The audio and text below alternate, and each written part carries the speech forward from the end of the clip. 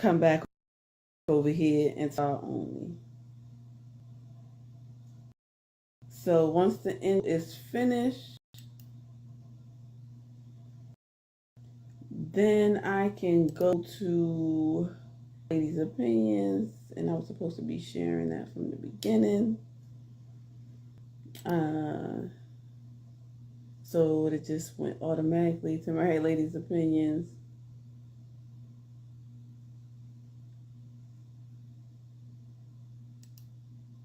So let's see if this works. Please let me know in the chat over at Facebook and YouTube that you can hear me. All right, looks like, okay, I joined. Okay, anybody want to join me for the topic while I set the topic up? That wants to join the conversation. Let me start sharing to everybody so I can get some more people in here. We can start talking about this topic. Is it necessary? Why are you always declining me, Sonny? Is it necessary? Conflict to have a healthy relationship. Is it necessary? Give your opinions in the chat. That is the topic tonight. This was taken from Zoe's show last night. I got to look at it today. I kind of fell asleep because I've been tired and running myself ragged. So, but I got to listen to it today, and I love the topic, and that's the topic that we're going to be discussing today. Okay, Chris, you still working? That's fine. So I'm just putting it out there to people who may want to join. And if you want to join the conversation, please be in the chat because I can respond to the chat. Even if you can't be up here to talk, just talk to me in the chat. That is fine. I respond to you in the chat. That is quite all right with me. All right. So I'm sorry, y'all. I'm still sending out. I'm sending out invites because, you know, I don't come on consistently every Thursday. I haven't been on all summer. So I have to send out invitations because nobody know I'm on here. Don't nobody know I'm on here unless I put it out. So that I'm doing right now. I'm putting it out there. I'm trying to see if people can join the conversation. Zoe started the conversation yesterday with relationship conflict. Is it healthy? Is it necessary? I think so. What do y'all think? I think it's necessary. I think it's something that has to be in there, else how do you grow? I think conflict is the most effective way for somebody to learn to grow.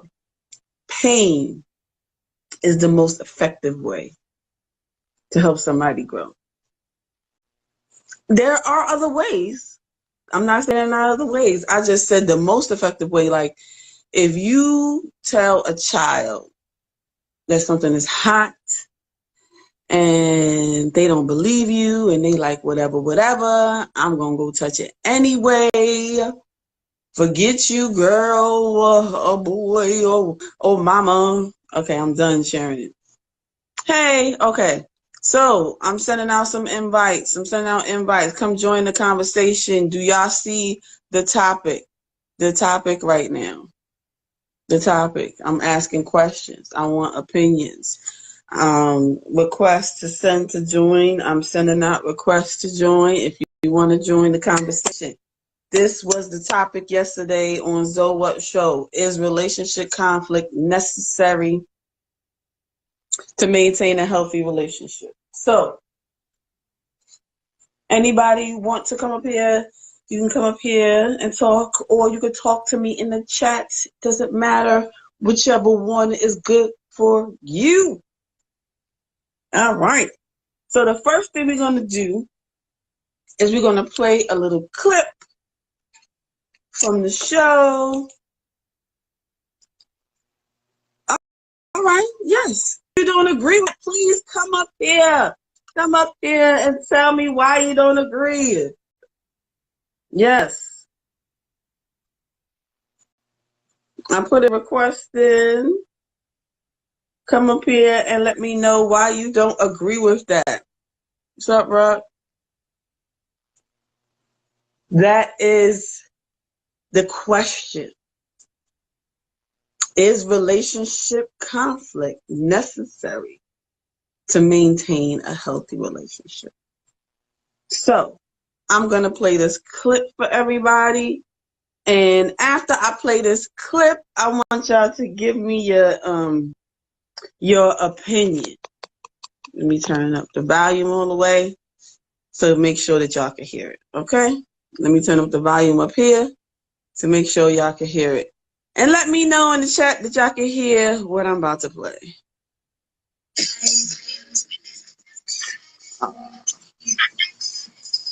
I'm sorry, y'all. It was supposed to start at... I started it too soon. I started it too soon. Come on. Okay. I started it too soon. It's supposed to start right here. If I could get it to turn, you know, stuff don't want to cooperate. It's like, hey, I'll cooperate when you are mocked doing it, but when you really want to do it on live, I won't cooperate. So I'm going to have to let this play in my ear because I can't have this music playing. But let's listen. What does a relationship look like in terms of positive and negative emotion? You might say, well, utopia, nothing but positive interactions. It's like, no. Imagine you get people to code the interactions they have with their partner during the day. You know, you sample it. You say, was that interaction positive or negative? And then what you're trying to do is predict the longevity of the relationship. Okay, so here's the data. If it falls under 5 positive interactions to 1 negative interaction, the relationship doesn't continue. Fair enough, too much negative. That's easy to understand. If it exceeds 11 positive to 1 negative, the relationship doesn't last. Why? No challenge. Right? What do you want from your partner? Bliss? No, you don't. You want periods of peace punctuated by a good fight. And that because that means you respect them, means you have something to offer each other, and it means that you're both growing. And so you don't want the fight to be too dramatic because, well, then you retreat, you can't settle it. But the person that you can completely map and only does positive things for you, it's like, A, you don't know that person. B, they're not communicating with you, nor you with them. Maybe they're just subordinating themselves to you or you to them. And you're not growing. You want someone who can, a real relationship is a wrestling match. It's a grappling phenomena that you both emerge transformed from. And that's what people want. They don't want to push over. Not unless there's something wrong with them. A narcissistic person who never wants to be challenged. We want a partner who does nothing but deliver exactly what they're told to deliver. But they will mistreat them beyond belief, and perhaps deservedly so. Wow. Whoa, Jordan Peterson. His name is Jordan Peterson. And I guess he did a study. Look him up. Look his name up. Jordan Peterson. And what he was trying to say, or what I got from what he was trying to say, was when they did their study, when you have about 5 negative interactions and 1 positive interaction, of course, those people are never going to talk again. That's way more negative than positive. But he also pointed out that in the study, they had 11 positive interactions and 1 negative, and that relationship still didn't last. Why is that? If this is so unagreeable, why is someone who is with someone who has an abundance of positive interaction but only one negative still don't end up staying together? Why do you think? Because who wants a pushover? Who wants somebody that you can just always get everything and always tell them what to do every step of the way? For real? You want that? You want that. You don't want somebody letting you know when you're wrong. So the people who don't agree with the part about conflict can help you grow, what's your reaction to that? Come on. Come up here and talk to me, y'all. It's faster than typing. Instead of typing, you just talk. Ah, I'm getting cold. This fan I got up here is making me cold. And eloquently spoken, I might need I'm going to be ordering some new shirts, and I might need a sweater this time. I'm losing some weight, so I need a new size. Okay, Miles, I guess you would have to define conflict. Thank you, Chris. It's my daughter's crown. Now, what if the only way that I would want someone who never ever gave me a challenge, because conflict can be defined as a challenge. Conflict doesn't necessarily have to be gut-wrenching and going into your gut. But conflict, a change, something that somebody else sees and telling you that you're wrong about it. To me, that's healthy. Like, I want someone who sees a different perspective than me to let me know how they see what I did and if it was wrong or not. If this person just lets me do something wrong and never stands up to me in private and says, at least, not in public, but in private, say, you know what, I think you could have handled that better. I think that this situation could have been handled better, and maybe you could have did this, or maybe we could have solved it in this type of way, or something like that. I'm not talking about conflict where somebody is calling you names and they talking down to you. I'm not talking about that conflict. I'm talking about conflict that does make you uncomfortable, because a lot of people want to be comfortable in a relationship. But you never grow if you stay comfortable. You have to get a little bit uncomfortable in order to grow and shift and move and change. That's what I mean by conflict.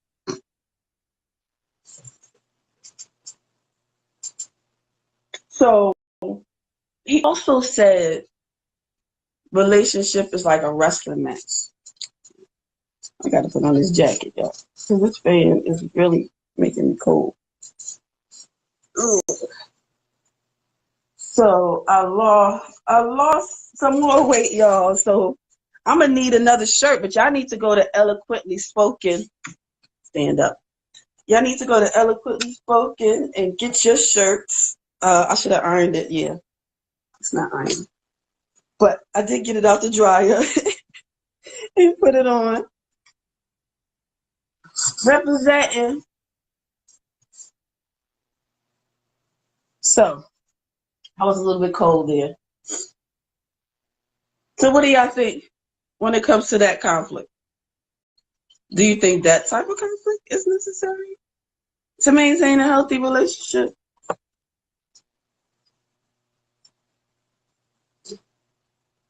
What about the part where he said a relationship is like a wrestling match? Thank you, boo. Life, relationship It's like a wrestling match. Somebody, it's like this day and age, that's what it feels like right now. This day and age, women is trying to compete with men, men is trying to compete with women want to be women. I mean, women want to be men want to be women. It's like they wrestling to see who's on top. I don't necessarily want that type of relationship where I'm wrestling niggas all the time. But I do want somebody who's going to challenge what I'm saying differently, even if they're wrong. If I love the person who's telling me, and if their intentions are coming from a space of love, then I should be okay with that type of conflict, right? So somebody define positive conflict. Does anybody know the definition of positive conflict?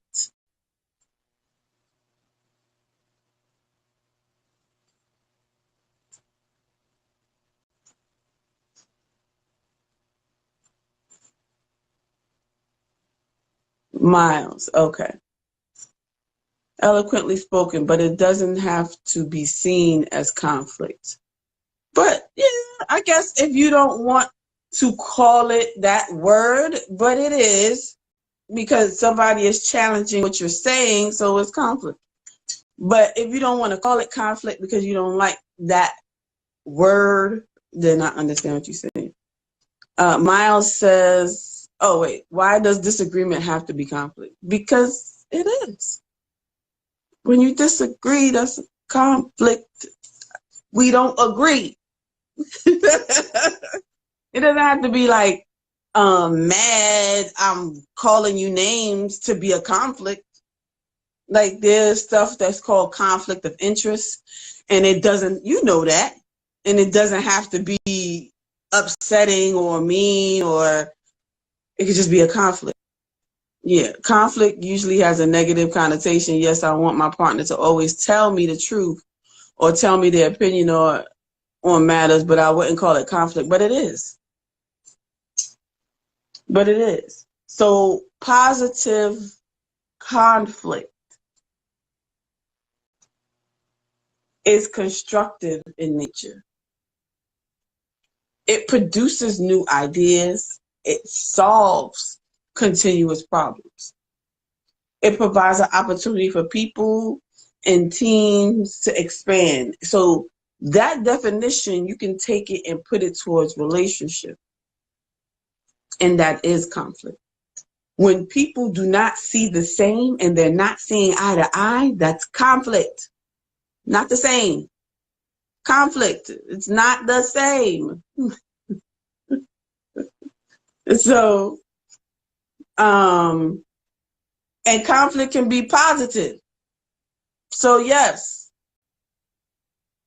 no, I'm not going into a relationship hoping on conflict. I'm going into a relationship to learn from the conflict, because no one is going to please you 24 hours a day, 7 days a week. Somebody's going to get on your nerves. It's going to be some type of conflict. You're not going to agree on something. Somebody's not going to see your side. That's going to happen. So to me, you should deal with it in a positive way. You should deal with it and try to have some in a positive way, and that is called conflict. But I mean, if y'all want to go and Google it, you can. So are you going into relationships hoping for conflict? No, I already read that. Okay. An example of a positive conflict.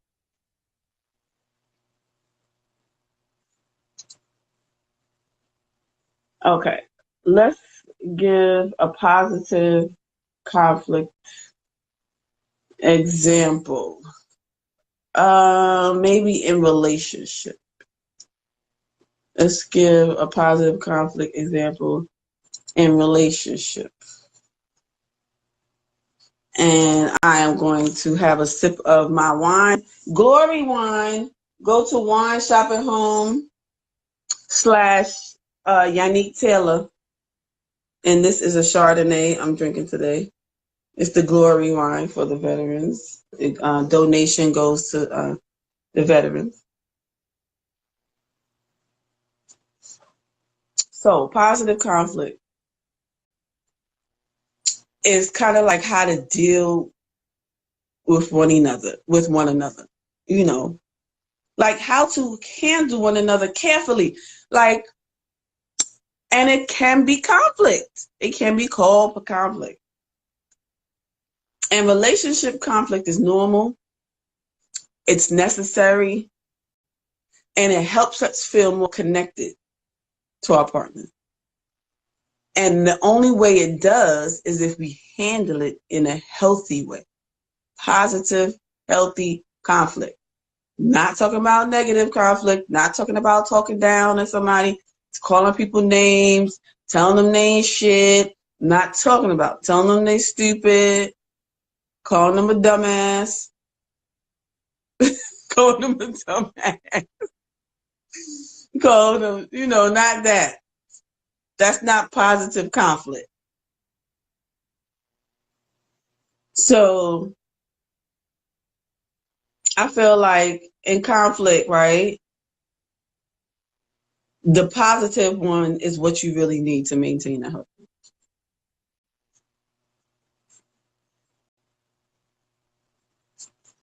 So in this episode,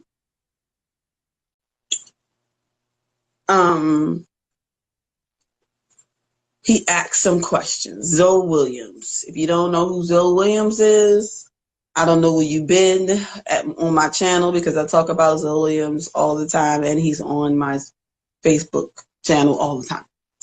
So, Zoe Williams said a good point. Do anybody feel like in today's society, or the way we were raised to handle relationship, like to handle conflict, we were raised to like run away from it? In today's society, and probably back in the days too, we kind of raised to run away from conflict. What y'all think about that?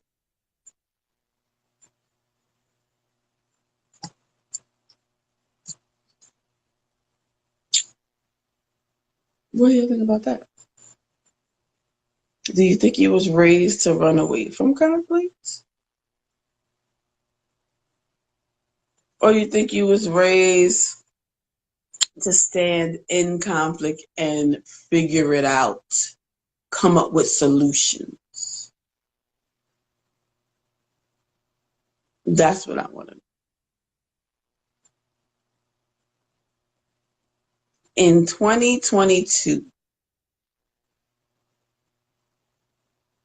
were we trained to run away from conflict in our culture?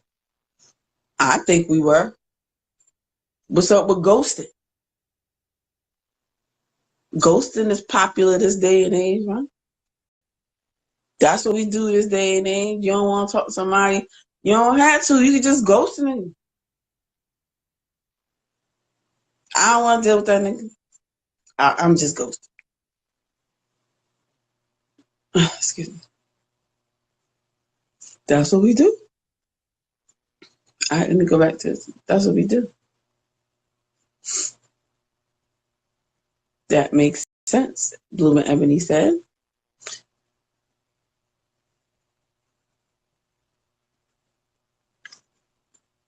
What is your right? It's a delay.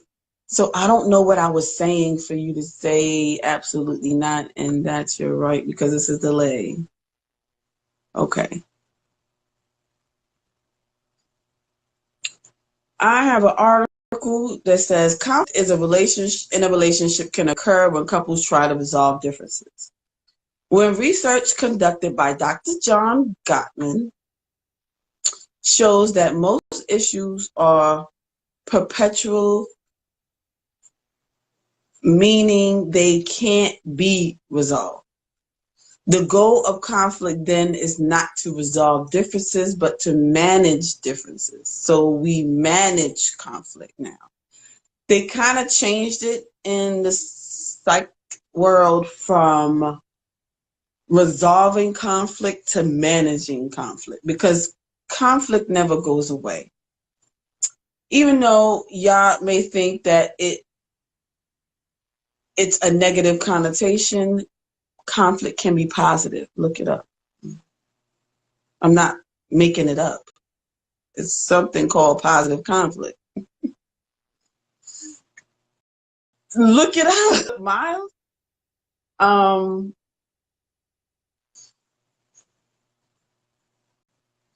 You can protect your peace, but if you keep running away from something that's trying to tell you to change or grow up in something, it's going to keep coming back. I feel like that. So I think like when people say, I'm staying away from this person because I'm just protecting peace. No, you just running away from whatever that person was supposed to be telling you about yourself. So this person you feel gives you stress. Why do they give you stress? It's because of triggers inside of you that you haven't resolved. I mean, that's how I see it. Not everybody sees it like this. This is my and only, just my opinion. I am not a therapist. So, in my opinion, going back to that, when I hear people say protecting my peace and I want to stay away from this person, I feel like it's something about that person that they haven't dealt with, that how that person makes them feel in that way at the time is a trigger for them that they haven't healed from and they haven't dealt with. And that's why that person bothers them. Because if you were truly healed all the way, nobody else would bother you. And we always gonna be healing. We are something that Zoe calls a whip. A work in progress. We are a whip. Even at 78 years old, you're a whip. You're a work in progress.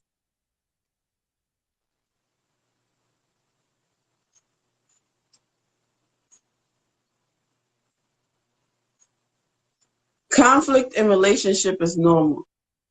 Go to any therapist and they'll tell you that conflict is normal and positive conflict is healthy. Look it up for yourself. He also talked about how we need to call our partners to the floor sometimes. Not saying in public, but we need to call them to the floor. We need to tell them our opinion of what's going on. And if we respect their opinion, then we'll listen to it. And it can be a positive experience. It can be a growing experience instead of turning it into a battle of who's more tired and who's more stressed out or who does more. So stay focused on the argument or stay focused on the conflict when you're in it. That's the hard part. When you're in conflict, staying on point about what you're conflicting about. Not bringing stuff from 2 weeks ago because you ain't flushed the toilet, so I'm bringing that up too. So when you are dealing with conflict positively and not running away from it, you can grow. I don't want people to think that I'm saying that the negative conflict is something that somebody should always absolutely have in order to grow. No, But I feel like pain is really something that does help people grow. Something that's immediate and does help people grow. Though ghosting doesn't always have to be a situation related to conflict. That's two different things. I'm talking about the conflict. I'm talking about when people have conflict, they usually ghost people. That's what I'm saying. In relationship, they're dealing with each other. They don't like what that other person did, said, made them feel. Most people, sometimes, now I ain't gonna say most people, I would say some people, what Zoe says, some banal. Some people may ghost people because they don't like the way they made them feel. You know how sometimes when you're sitting and you're talking with somebody, and when you're talking with them and when you leave them, if you have this not so good feeling inside, you'll be like, I don't want to talk to them no more because it didn't really make me feel good. Has anybody ever felt that? Right? Instead of using it negatively, instead of using that part negatively, the person walked away from the conversation, you walked away from the conversation, and you are not still feeling, you're still feeling uneasy about it, right? You're still feeling uncomfortable about it. Guess what happens? You start to think differently about it. Just because you are uncomfortable, that situation, you start to look at it in a different perspective. That's what I mean by growing. That's what I mean by conflict forcing you to grow. Conflict helping you to grow. Doesn't have to be always something where somebody is being abusive. Not talking about that type of conflict.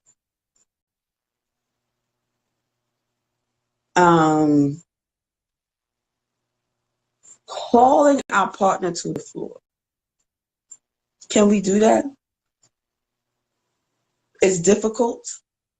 Yes. Can it be seen as nagging sometimes? Yes. Because it's the way you say it.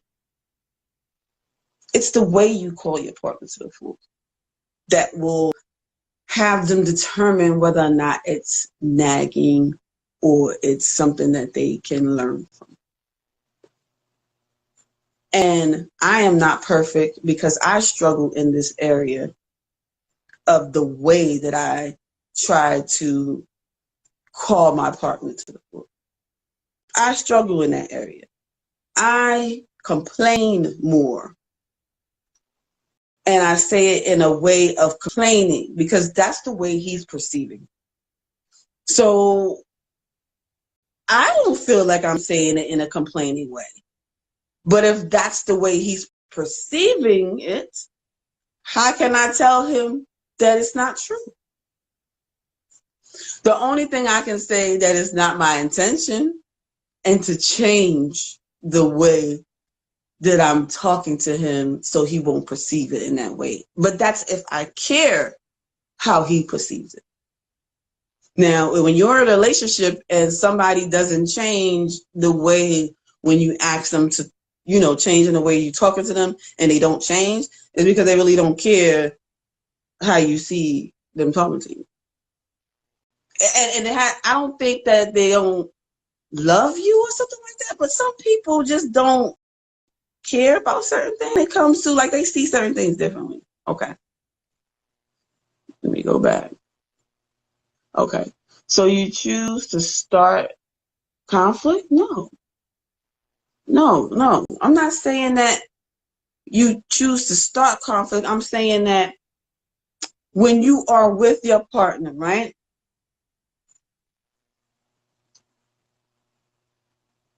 And you care about that. You want them to grow up. They value your opinion. You see something that you think that they might listen to you about, and you stand up to them in private. That's what I mean. I don't mean start a conflict.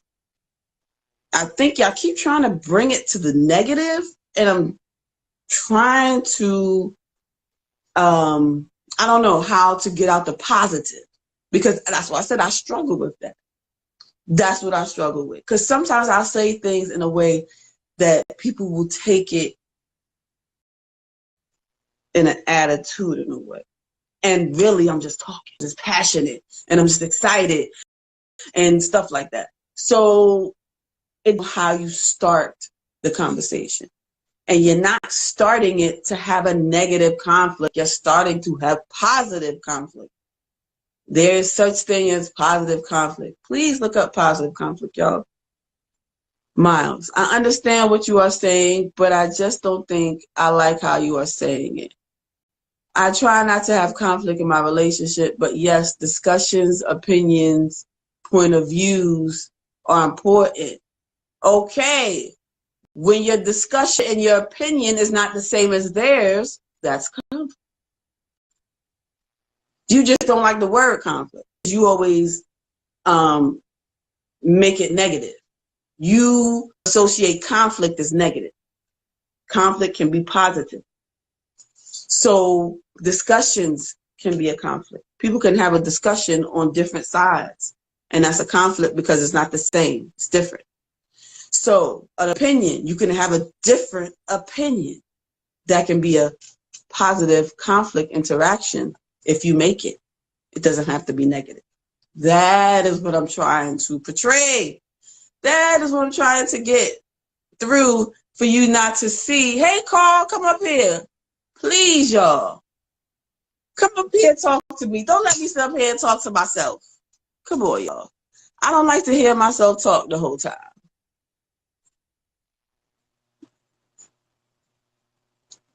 A lot of times I feed off of the other person who's talking with me. So if you want to come up here and give me your opinion of what I'm talking about, that would be great. And I missed a lot of stuff there, I see, because I was trying to look at okay. That's all about effective communication. Assertive doesn't mean nagging or complaining. Expression assertive is positive. I got it. We can hope there's not conflict, but when it doesn't happen, it's important to know how to manage it and work through it in a positive way. Yes. Yes, discussions can lead to conflict. Yes. I'm sorry. I'm just seeing all of this. Oh, you working. Okay, Chris. Why do you want to use the word conflict so bad? Miles, I accepted you, Carl. What happened? It said you're not able to join. I accepted you. I don't know why I didn't go. So I got the topic and the wording from, hey, Carl. Hey, what up? I got the topic. What's up? I got this topic nice from tiara. Nice tiara. Nice tiara. It's my daughter. She let me borrow it. It was her birthday Tuesday, y'all. And she let me borrow this one because I had bought her a different one. So she let me borrow it. And I understand why you say conflict. I definitely can relate and understand why you use the word conflict. It's not to be a shock or whatever. The word conflict doesn't have to automatically mean the negative. You're using it in the term to say, I'm not responsible for how you want to interpret or translate my assertiveness, my passion of what I'm saying. I can't be responsible for how you want to interpret it in the negative. So I'm leaving space open for you to see that it's not negative. But if you choose to, that's your business. I'm not going to take responsibility on what you do. But conflict is just one of them words that's, people are triggered by it because they automatically think that if there's a conflict, that means we don't agree. No, not necessarily. The conflict could be your understanding or interpretation. But it has to be some type of not meeting eye to eye in order for it to be No, conflict. no. But what I'm saying is, in order for it to make it positive conflict, because it can, in order to make it positive conflict, it just has to be the way you talk to the person to me. Like Do you know how to in fry the way chicken? that you're talking to that person is what makes it positive. Do you know Let how me to think make about fried it. chicken?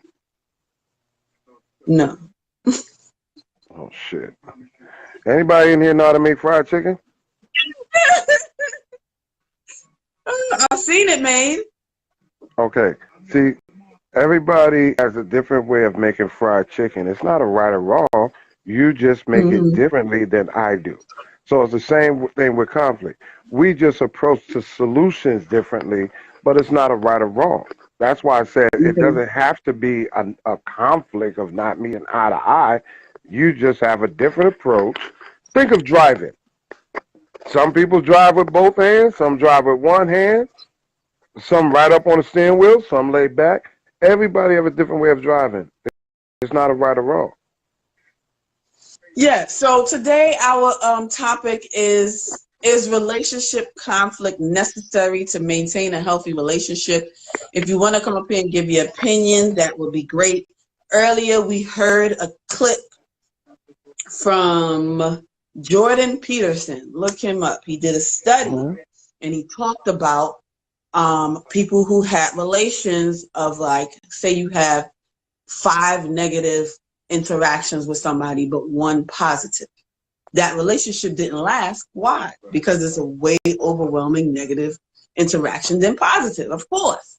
Mm-hmm. But he also said that they had a couple who had 11 positive interactions and 1 negative, and they still broke up. Why do you Wow, think that? because they was looking for perfection.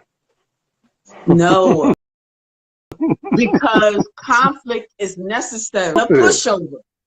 Yes, of Why course do it is. you don't 11 positive, only 1 negative, only 1 time in Listen, our 12 interactions that you actually said something negative? Not out, negative, but out of ten something things, disagreeing. out of Yeah. 10 things, there's 7 things I like about you, and there's 3 things I don't. So what? That doesn't end the relationship. That doesn't mean it's not supposed to be, and none of that negative crap.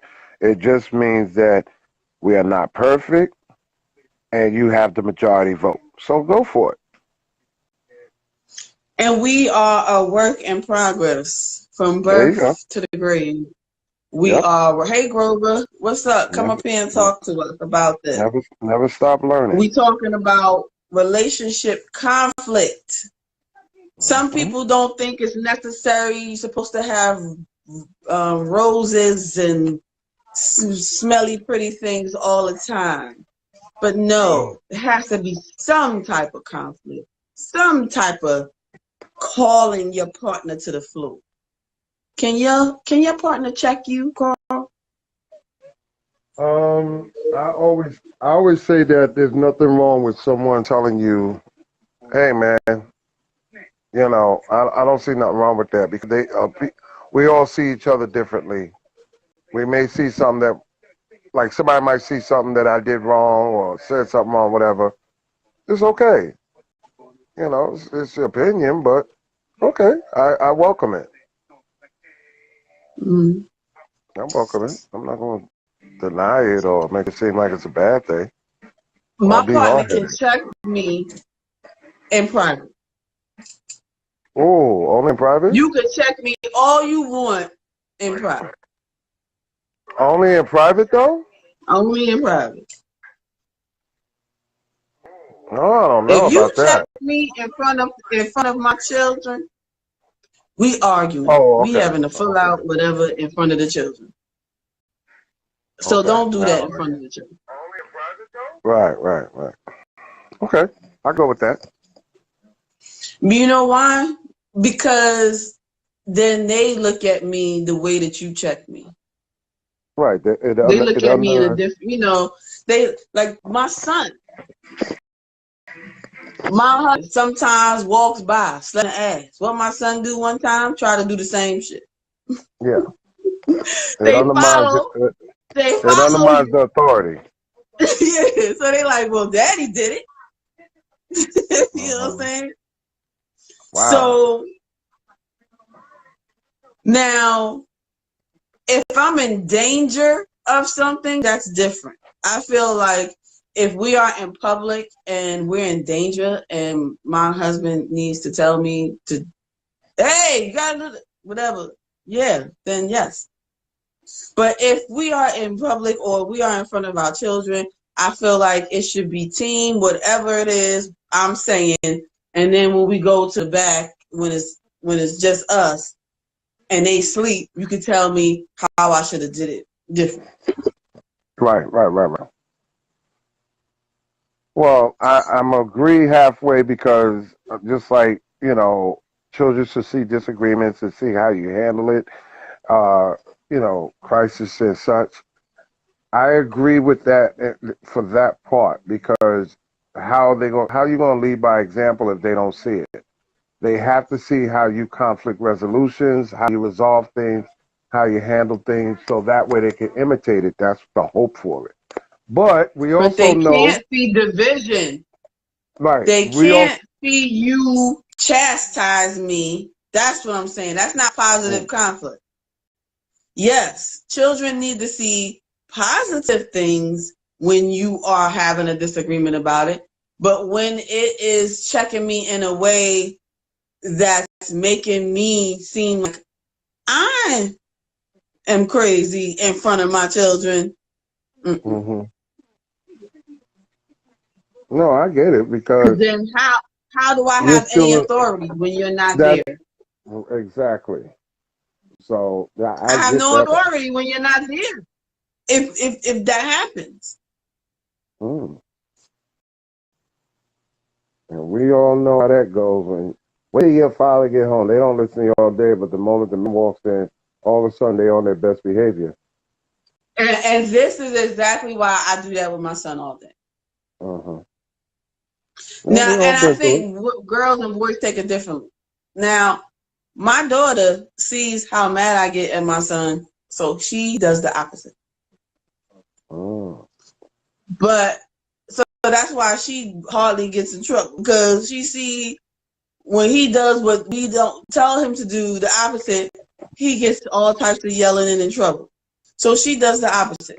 But my son sees my husband say, well, why are you doing this? And why are you doing that in front of him? So when he's gone, I tell him stuff to do. He's just ignoring me. Why? Mm.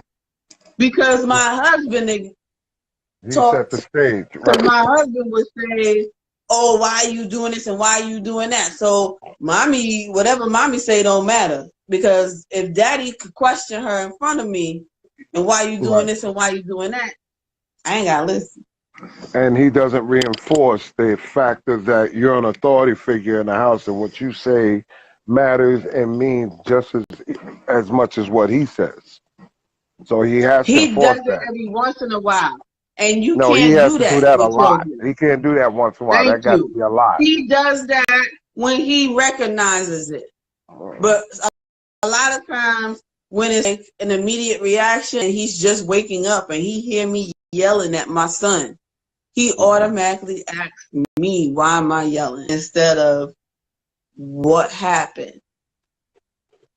Like if you That came requires and said consistency. what happened or what's going on, then I Uh-huh. tell you. But if you come in there like, why are you yelling? What is it?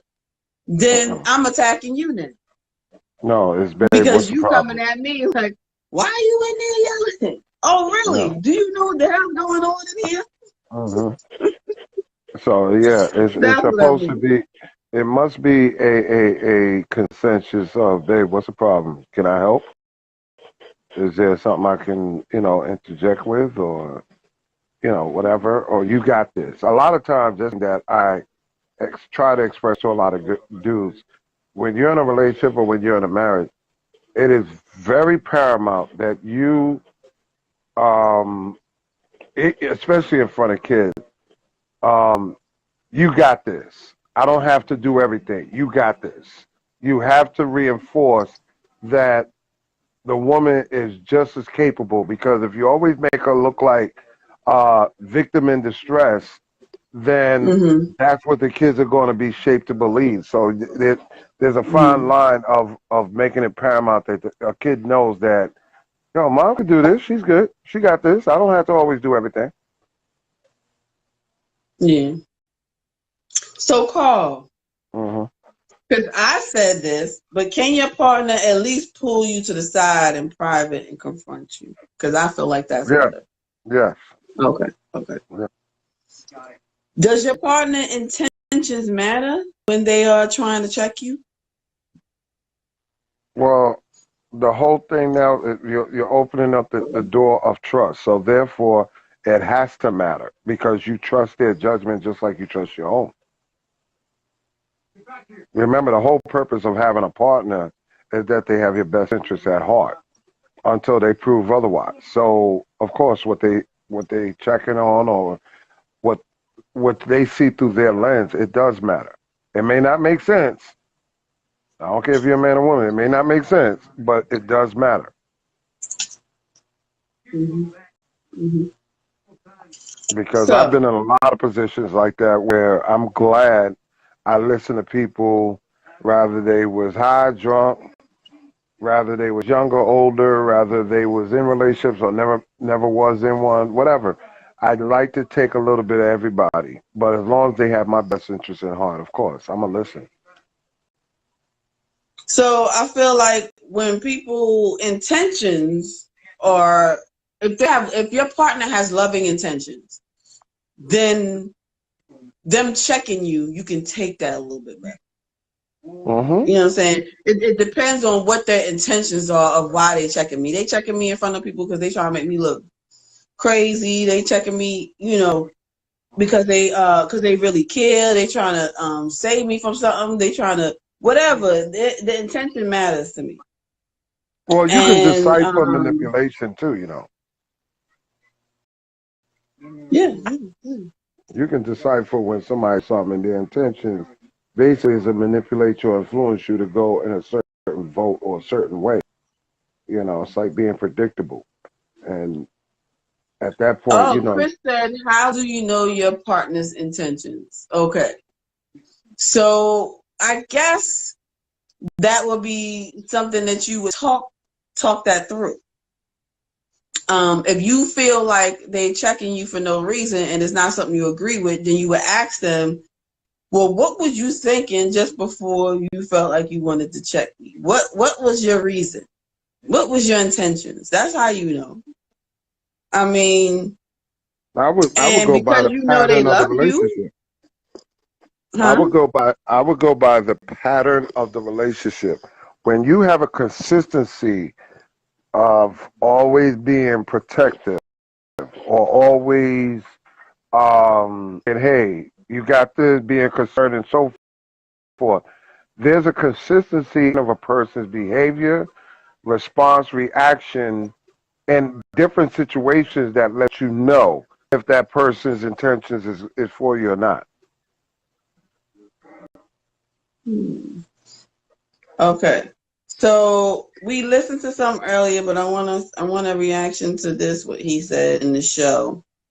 I Mhm. figured out a little bit of way to try to get this into the show. Um, I'm using a different phone in order Okay. to hear him on here. Okay. I'm not gonna lie. Oh, I love patterns. you love patterns. Hmm. What do you mean? Patterns of people's mindset, patterns of people's behavior, people's responses, reaction. It never, it's like it. No matter what changes with an individual, there's certain patterns that still stay the same, and it follows. Mm-hmm. That's true. That's true. Okay, so my next question is about competitiveness in relationships, right? Mm. So we're gonna listen to what he talks about right here for like a minute, maybe like a minute, maybe less than a Okay. minute.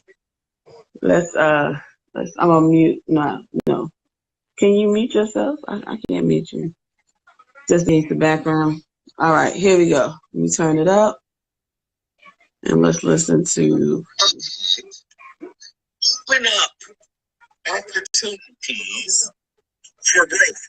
You have to remember most relationships are what I call inter-experiential. You have different experiences. I have different experiences. And even when we have similar experiences, we have different perspectives and different ways of interpreting and expressing those similar experiences. I call relationships inter-experiential. It's almost like saying they're interracial. In other words, ideologically and from different perspectives, you know, we're mixed in that way, right? So we have mixed ideas, we have mixed views. So, agree or disagree? Did you hear it? I agree. You agree? Do you know what he was trying to say?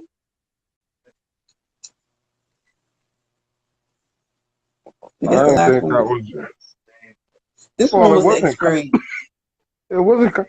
In my opinion, it wasn't complicated. It was very, direct in what he was saying. Oh, okay. So this one was about how people experience. Because the last show, was it the last show? I think the last show I did, and I was talking to Clement, and he was talking about how he's trying to change how he show up in relationship, because he usually show up as somebody who doesn't really care as much in relationships about what the other person is saying. So he noticed that about himself, so he's trying to change that, right? He's trying to come in neutral. So he's trying to care more. He's trying to train himself to care more. Okay. He's trying to notice when he's not caring, when he's supposed to in those situations, and he's doing differently. So he's kind of changing his behavior. Like you talk about watching people's patterns and behavior, his normal patterns to not really care. He's trying to change his normal pattern. Okay. So what I was explaining to him is that the reason why, even though you try to change yourself for somebody else, it may not work because it's not natural. Now, if you can develop a habit, I feel like we can train ourselves to develop a habit, within like 2 weeks to a month, you do the same thing, it becomes a habit, right? But that habit can dissipate if it's not something that's intrinsic. If it's not something that's a motivator of internal motivator. So if him wanting to change the way he shows up to people about how he cares, if it's internal, if it's something that's truly, if his intentions are truly pure because he wants to change it, because he wants to actually care, then it will last. Then he will change his pattern naturally and it'll become natural. It will become a part of him. But if it's not something that is intrinsic and it's just something because he's trying to get an outcome, it won't last. What you think?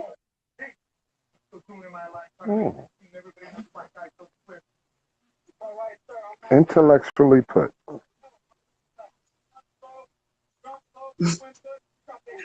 Chris said, be more empathetic. Yes. That be was a more good word. empathetic. Good. He's trying to be that's more what it is. empathetic. Empathy and sympathy. This is just my observation over here. People get that so confused to the point where they think it means the same. And I think that they're misdirected on what it actually means. But there is a big difference. And empathy is definitely, describing what's the name was. She was saying that he was trying to change about himself, his empathetic side. not a sympathy side. So, as far, I mean, do you agree with that? Like, because some people feel like they can change their behavior no matter what. But do you feel like that's something that somebody is? Do you think that's what I'm saying is true, or is I it? don't. I don't think it's change the behavior. I think it's influence of the behavior to change Okay. the influence of it all. Because, like I said, I am me regardless. I can be set in my ways.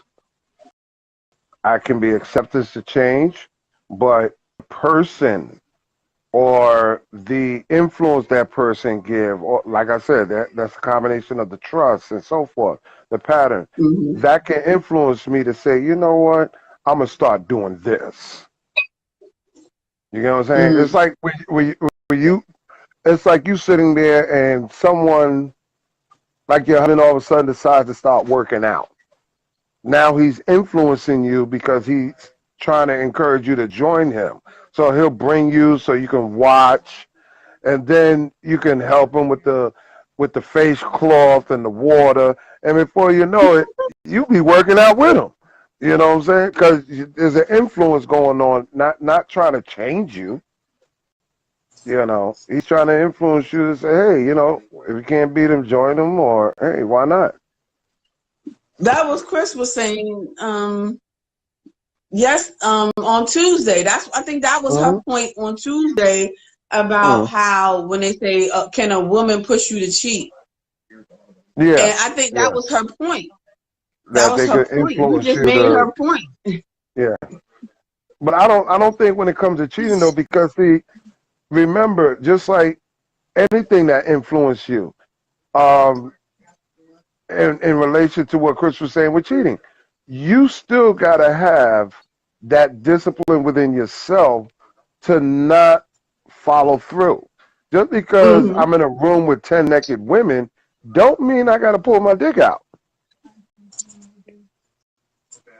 You get what I'm saying? That's I true. have to. I mean, I have to have that discipline to be able to stand there, which I've been in plenty of positions where I'm the only guy dressed in the room and everybody walk naked.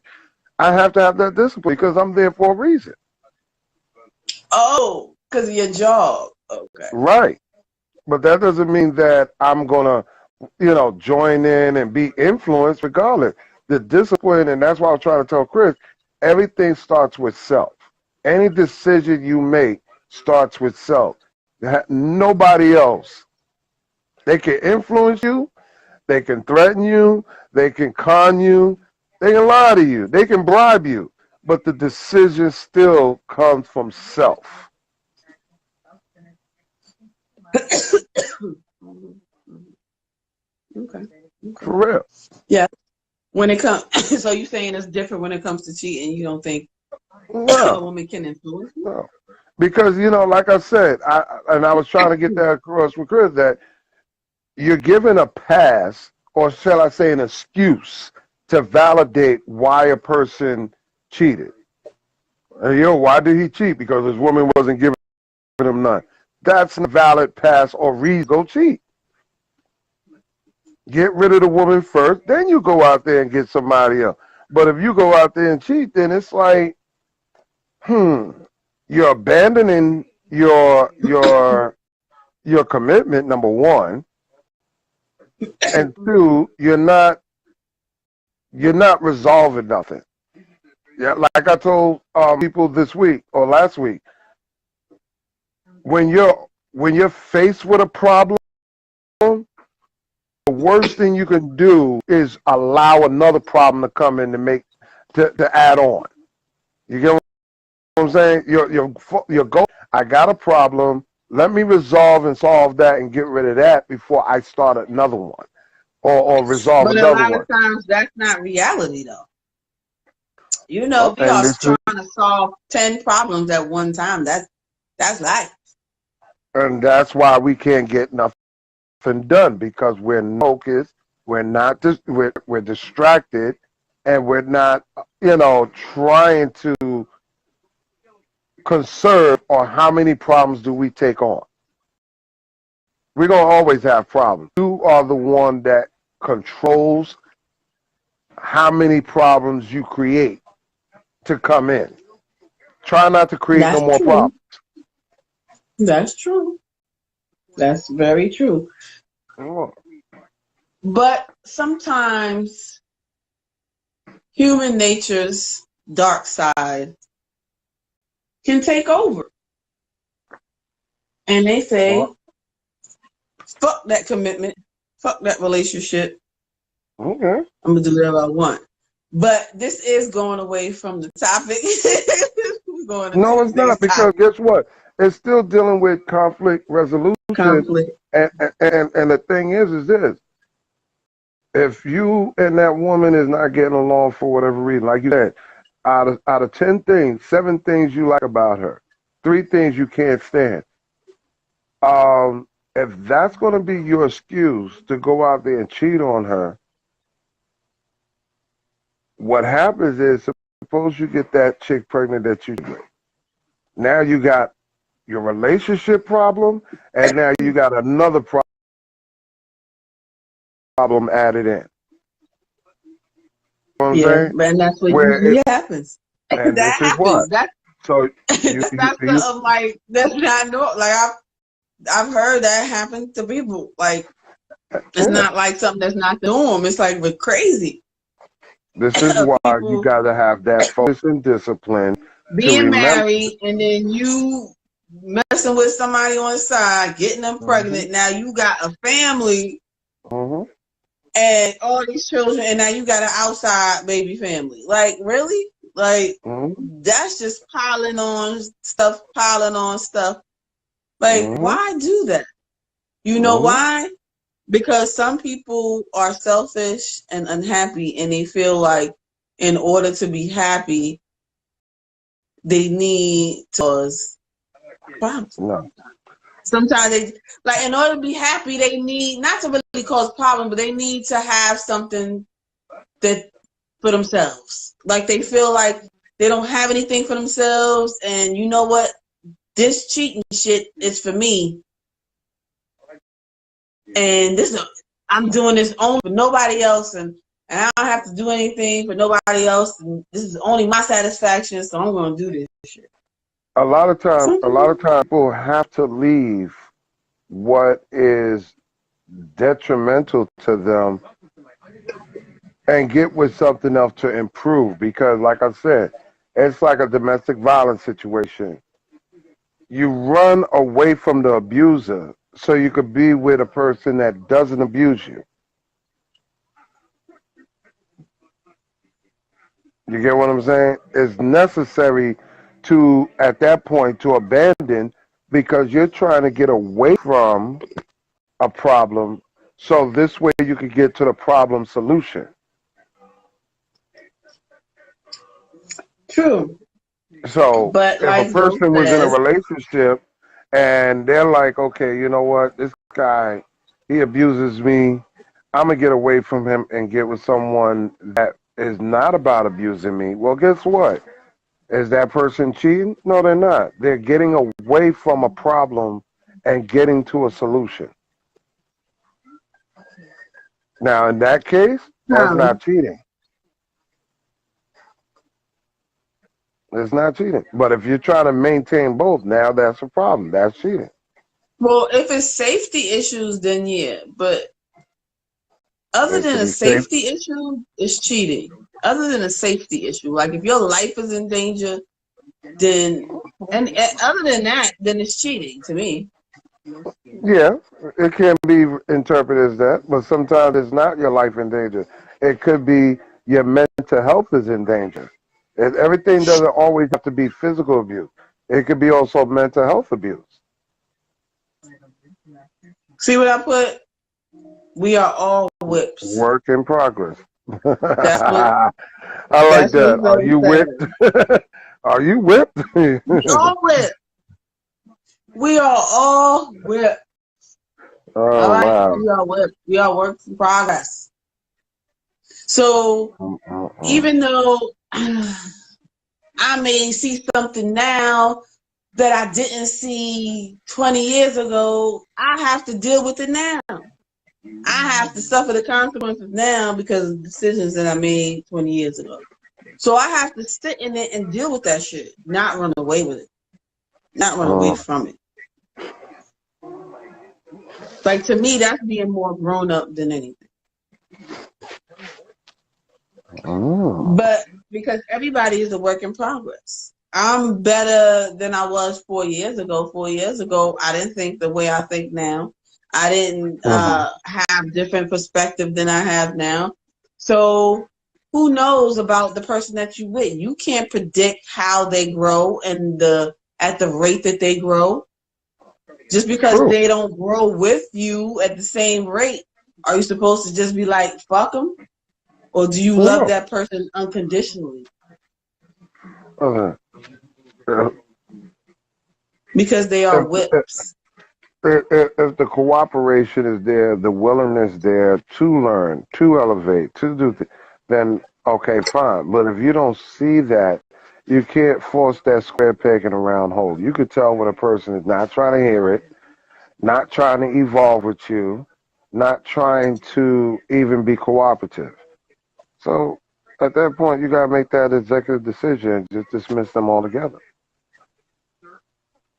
And I'm just basing everything on logic, no emotions involved, just logic, because we're talking about how does someone figure out something that is effective and sufficient, so they don't have to, be at a standstill, so they don't have to be wondering and going.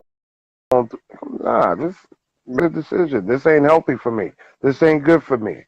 This ain't in the long term. This ain't benefiting. Just cut it up. Just cut them off. Fuck it. Yeah. You have to eliminate the stress. You have to eliminate the problem. Okay. If you're not going to find a resolution, eliminate it. Conflict is not going away. No, instead of but you running have a away thought. from it, learn to deal with it positively. Right. How to deal with conflict in a relationship. That's our topic. Let's bring it back. No, I got you. And when that brick wall, how do you deal with conflict in relationship positively? Give me one thing. Other than tough love, assertive communication. I like to put that word assertive in because a lot of people dance around it instead of just get to the point and be open and passionate about it. So assertive conversation and the willingness to be flexible. But at the same time, without being a pushover, hey man, I told you, you ever had somebody that keep the toilet seat up and you keep repeating it? Do you mind when you finish? After a while, I'm gonna stop letting you use the bathroom. You don't listen, or I'm gonna just get rid of you altogether. Okay, well, one way to deal with conflict in relationship is to speak your piece. Like, don't hold it. No. But also, you have to speak your piece in a way that's not negative. Like, watch your tone when you're speaking your piece. Not aggressively. This is what I am trying to teach myself and other people is how to communicate that's in a way that's not aggressive. And that's hard for me. So that's why I do these shows. This is what's going to be my thesis. I had to drop my class again because I'm dealing with a lot of stuff. So, but eventually, I got 1.5 credits left to graduate.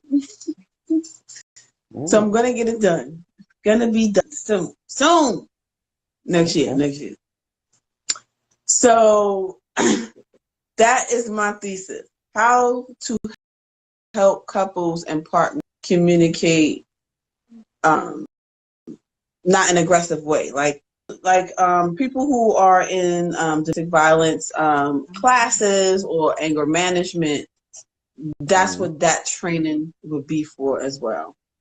And if I don't know if I shared this on Married Ladies before or on my podcast before. I am a victim of domestic violence. So when I'm doing this project, it's mainly for people like me who have gone through domestic violence. It has to equal communication. Queen of 4 gems. I was reading her comment. Okay. So it's for people like me. It's for people who want to, like, people who are the abuser can go to therapy and get therapy, right? If they really want to change, right?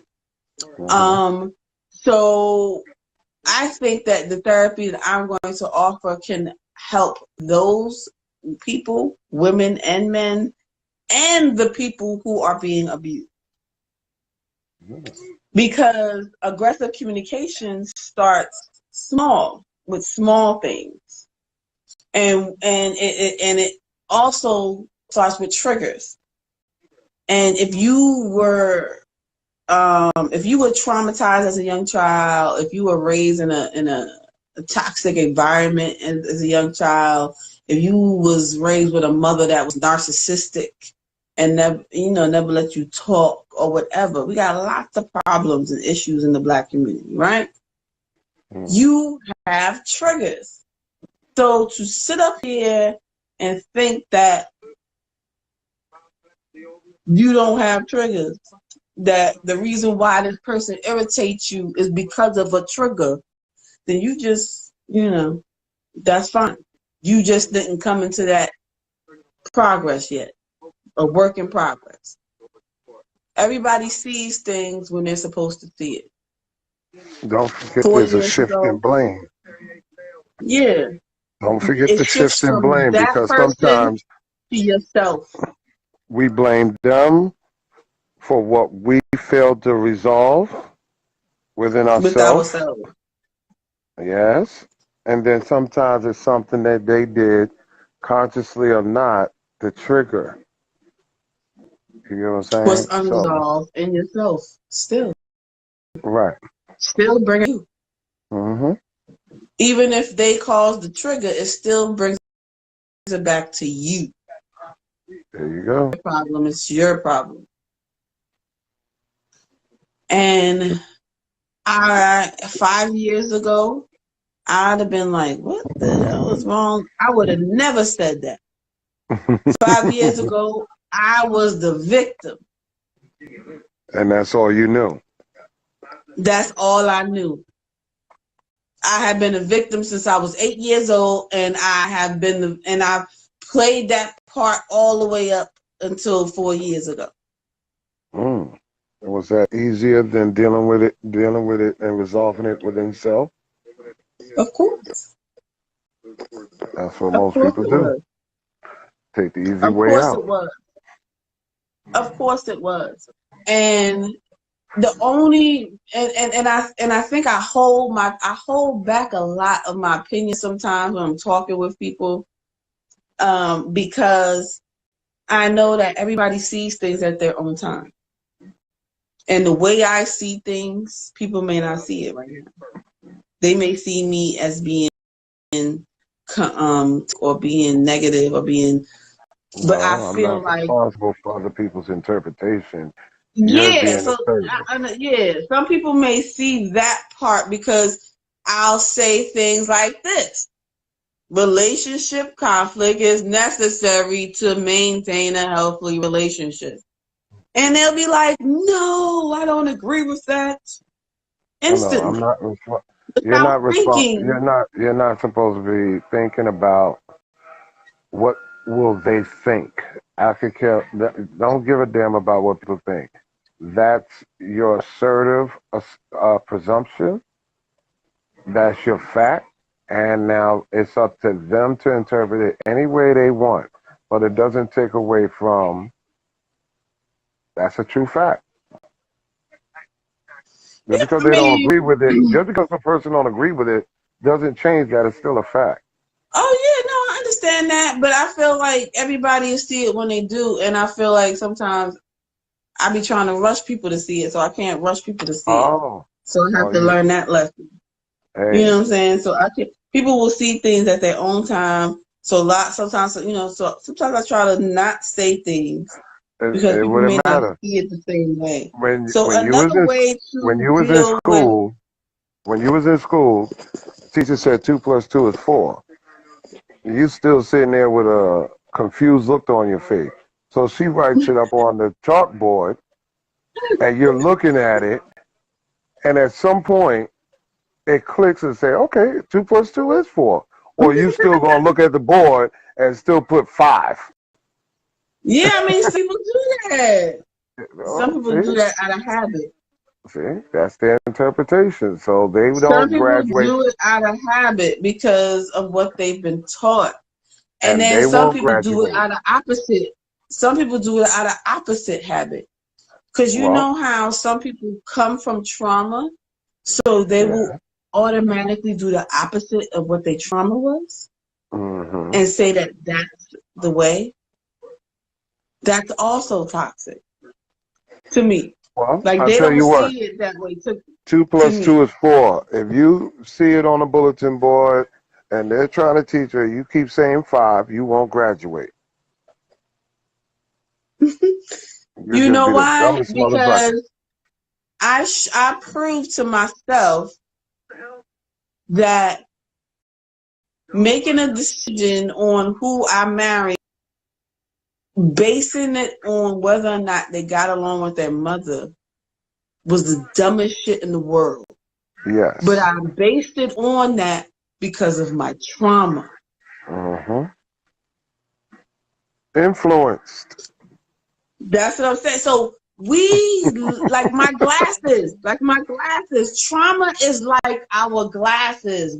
Nobody is free from trauma. Everybody got trauma. Of some Small, sort. large, medium. Everybody got it. You know what I'm saying? We live in this world. Everybody got it. So Hmm. say you had like a little crack in these glasses. Forever, I will see the world cracked. Hmm. That's trauma. Hmm. That crack is trauma. So I make decisions through the instead of the whole. And that was the dumbest. But By I influence, figured it out. But it's 20 years later. But but it's not, but see, it's really not just so you can understand, it's not really your fault because your conditioning growing up and as you got older, you was already conditioned to no, I believe was what? traumatized by the domestic violence. No, I understand that, but separated from So that, that is why I went all the way to the other side. So that's human. People get yeah, but there's traumatized one, and they say, "Oh, I'm gonna just go all the way 180, and yes, then that'll but be the but right way." but regardless of trauma or not, one thing was still conditioned in you, and that is to approach things logically with emotion and not logically without emotion. Do you know how things would be if you approach things logically without emotions, how your decision making would be then? But our emotions are are influenced by the cracks in our glasses. So how can we Mhm. make logical decisions? Oh, it's possible to make a lot of logical decisions without emotion.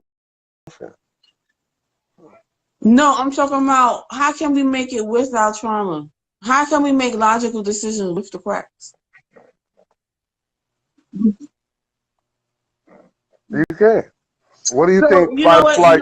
wait a What do, minute, wait a what do you minute, wait think? a What do minute, you wait think a fight or minute, flight wait is? a minute.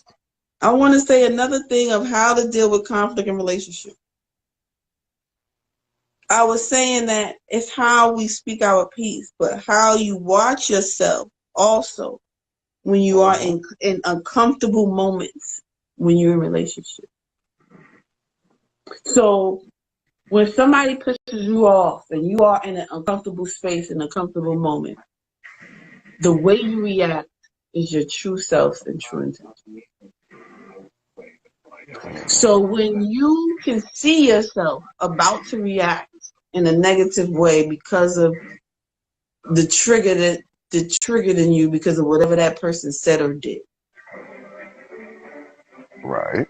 If you can actually like go up on a shelf behind your head and look at yourself and be like, bitch, don't react that way. React this way.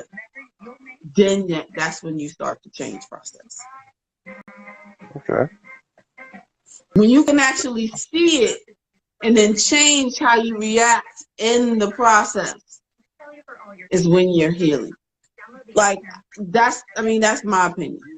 I mean, No, I don't know got if you. anybody else think, but that's just my opinion. And I've seen it. Now, it's not, I've only seen it probably once. You know, it takes time. It takes time to build that muscle, you know. I've only seen it one time so far. I've stopped an argument because I was looking on the shelf at myself and was like, bitch, you ain't mad at him. That's your trigger from your daddy. That's your trigger from missing your daddy and you blaming your daddy for other shit. So that's your shit. That's yours. That ain't his. And I You ain't stopped mad the at him. argument and it didn't go any further because I talked to myself on the show.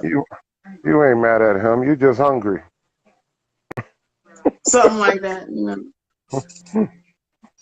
But anyway, that was actually it was. It was a trigger from a past abandonment and it wasn't him that was I was really mad at. It was my past abandonment I was mad at. And I recognized that. And to me that was astounding. And I only recognized it once in my life and to me it's still astounding. I'm going to develop muscle to where I recognize it before every argument I have. So it won't happen. So it will be either it will happen in a positive way or it won't happen at all because I know that it's not that person's fault and it's me. Like I want to be able to recognize this all the time. So that is why I do these shows. This is why I come on here every Thursday. I love talking to people. I love working it out, figuring it out. And that's another way to help yourself because as a have victim, conflict you in wasn't relationships. as a victim before you wasn't consciously aware. So now you're working out that part that makes you more consciously aware. Do you agree that conflict can teach us a lesson or Of teach course. us to listen? Of course. Of course. Do you believe that conflict shows us different patterns in our own behavior? Yep. And other people's behavior at the same time. Yep. All we gotta do is focus and pay attention. It does. And it helps us grow.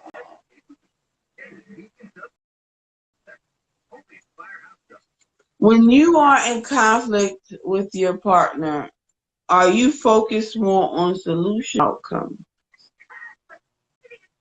More solution than outcome. But both is the same basically. No, it's different. Well, no, it's not. It is a different. I'm more Can I solution. tell you different? No, I Can I tell already you know. different? No. I thought there is a difference, but I just had to think for a minute. But yeah, there is a difference. More solution than outcome. Because outcome, yeah, it's a big difference. So what's the difference between solution and outcome? Because see, outcome can be in three different folds. For yourself, is it the outcome for them, or is it an equality outcome of compromise? So when you're focused on solutions, this is what Zoe said. He said you're focused on like a bi-directional solution. Both of us getting something out of this this reaction that we're having or this relationship, right? Both of us growing in this relationship, right? But outcomes are mainly unidirectional, and it's mainly I just want what I get out of it, and I don't give a fuck what anybody else get. That's outcomes. I just want my outcome. Fuck what you want. I don't care. I just want my outcome. Yeah. That's well So, thing. It could be for selfish, do you? Mm-hmm. or it could be for pacifying, or it could be a compromise. That's the difference. Mm-hmm. Well, but I feel like if you are about solutions, then everybody leaves happy. Yeah. But if you worry more about outcomes, then you only worry about yourself, and that's kind of narcissistic, Yeah. to me. So this last clip I'm gonna play. I thought it was the sports one. It was this one is the actual sports one. That one's about experiences. I forgot about that because I thought Clement was gonna show up, but I guess he figured his Instagram is so he's not gonna try.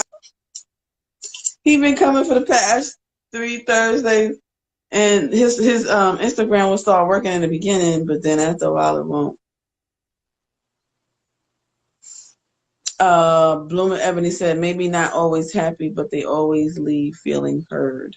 Well, hey, as long as you feel like you've been heard, I feel like that's good as well. Okay, 3741. Okay. I'm going to 3741. And we're going to listen if I can get it.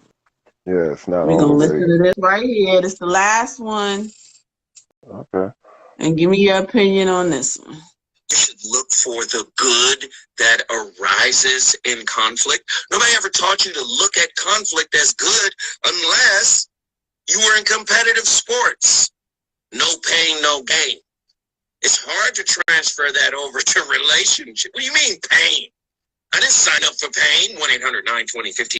Get to your phone lines. Let's shop. Yeah. So, do you think most people think like that? To a certain degree, yeah. Because you ever hear people, when they end in conversation, they're more concerned about being heard than being understood. So that's where the competition comes in. I got to have the last word, or I just want to get heard. I don't care if I'm understood. I'm not even conscious if the person understands me. Mm. I'm just trying to be heard, or I want to have the last word.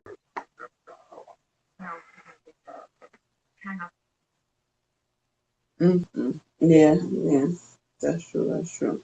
It's like do you think like this society only condones competitive sports? Like in conflict, but everything else is like they like, oh no, you can't have conflict in anything else except for competitive sport.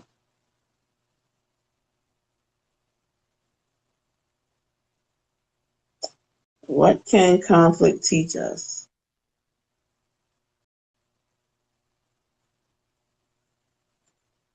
Carl. Yes, ma'am. What you say? What can conflict teach us, you think? Growth, maturity,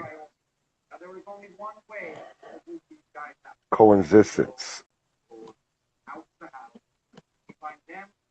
Three basic ingredients. So it's not just helping yourself, it's helping your partner. And it's a good example. It's a good example to show others. Mm-hmm. Say it again. No, I said it also, it's a good example to show others. Yeah. So when people see that you're, you know, exercise, this is how you're moving, they can emulate that or be influenced by that, and it can help the next person. So, yeah. Mm-hmm. Conflict shows us different patterns of our own behavior, was one of his statements in the show. Agree or disagree?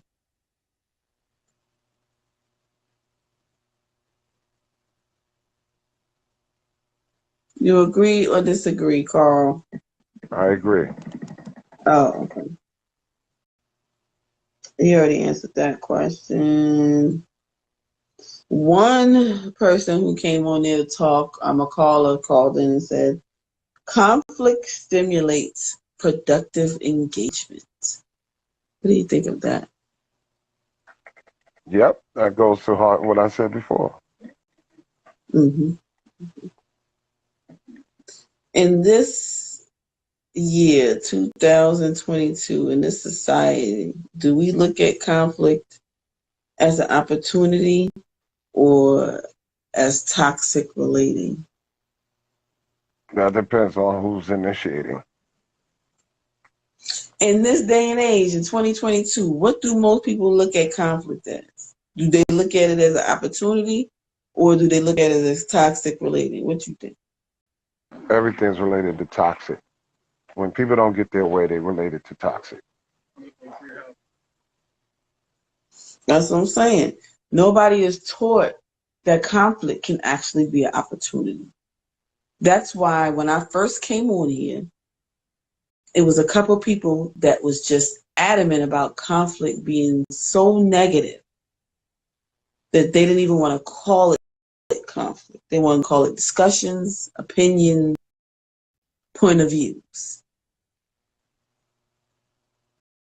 Conflict has Yeah, such a negative connotation, of course. but it can stimulate productive engagement. You just have to be aware of That's it. mature audience only. Yeah. So there was a caller that came in. I don't know. I think it was Haru Ali that came in on the show, and he said, "Piss someone off. You'll find out their true nature of how they handle conflict."